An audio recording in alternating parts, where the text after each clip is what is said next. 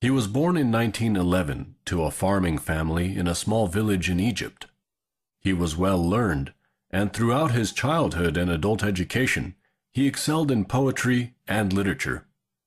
His talents did not pass unnoticed by his father, who wanted to send him to complete his higher education in Al-Azhar, one of the most prestigious Islamic institutes at the time.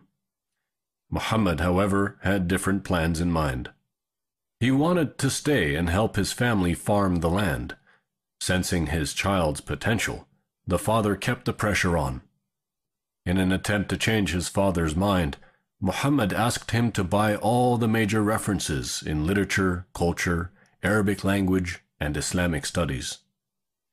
These were valuable books and not cheap by any means.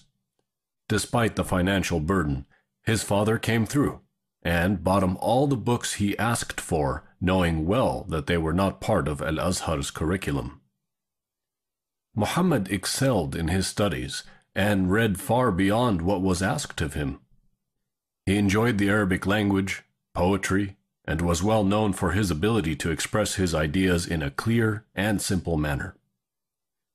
He graduated in 1943 and held several teaching jobs until he moved to Saudi Arabia in 1950 to work as a professor of religious studies in the University of Mecca.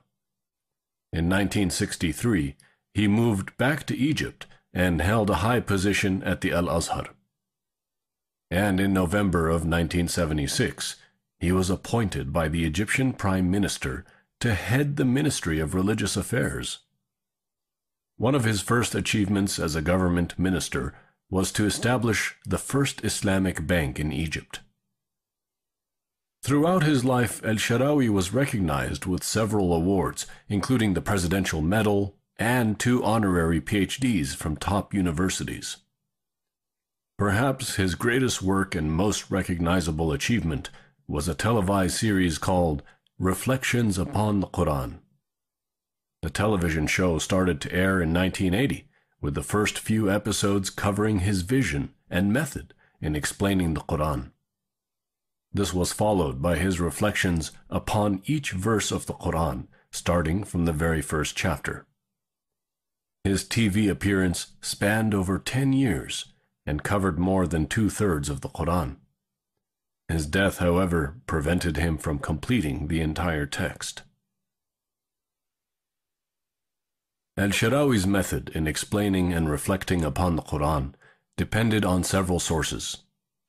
First, he relied on his thorough knowledge of the Arabic language and its intricacies. Second, he drew on his comprehensive knowledge of the entire text of the Quran.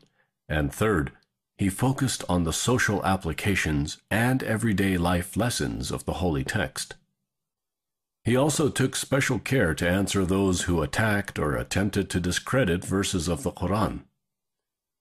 His ability to use clear and simple examples and to illustrate deep philosophical issues in an easy-to-understand manner helped him reach vast audiences of different social and educational backgrounds. His TV series reruns on many television channels to this day. It is this ability to reach the masses over decades is what we will try to tap into. Al-Sharawi passed away in the summer of 1998. His funeral was broadcast live and attended by tens of thousands of admirers. This work is a direct adaptation of his TV series. For our purposes, many English translations of the meaning of the Quran were considered. While no single translation can capture the true essence and beauty of the Quran, we found that more can be gained and less will be lost by looking at multiple translations simultaneously. Please support us by sharing and subscribing. It takes a few moments and goes a long way in making the series a success. Thank you. The Prophet, peace be upon him, said, "Convey my teachings to the people, even if it is only a single verse." Please take a moment to subscribe and to share with your family and friends. Visit us at www.qurangarden.com.